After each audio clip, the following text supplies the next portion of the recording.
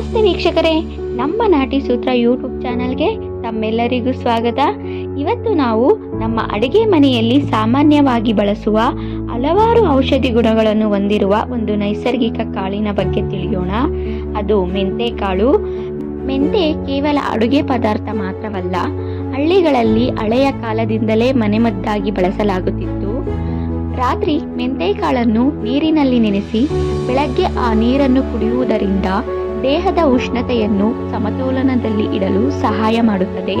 ನೆನೆಸಿದ ಮೆಂತೆಯನ್ನು ಅರೆದು ಪೇಸ್ಟ್ ಮಾಡಿ ತಲೆಗೆ ಹಚ್ಚುವುದರಿಂದ ಕೂದಲು ಒಣಗುವುದು ಮತ್ತು ತಲೆ ಚರ್ಮದ ಅಸೌಕರ್ಯಗಳಿಗೆ ಮೆಂತೆ ಸಹಾಯ ಮಾಡುತ್ತದೆ.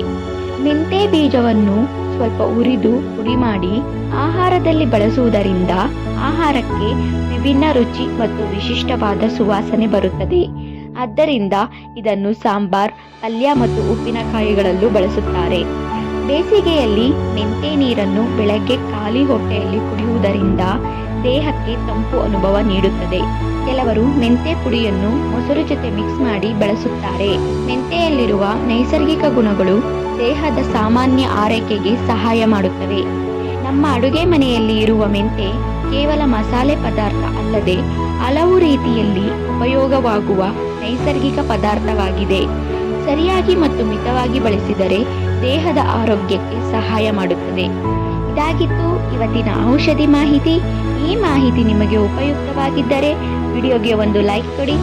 ಇಂತಹ ಮತ್ತಷ್ಟು ಹಳ್ಳಿ ಔಷಧಿ ಮಾಹಿತಿಗಾಗಿ ನಮ್ಮ ನಾಟಿ ಸೂತ್ರ ಯೂಟ್ಯೂಬ್ ಚಾನಲ್ಗೆ ಸಬ್ಸ್ಕ್ರೈಬ್ ಮಾಡಿ, ಸಪೋರ್ಟ್ ಮಾಡಿ. ಶುಭ ದಿನ. ಧನ್ಯವಾದಗಳು.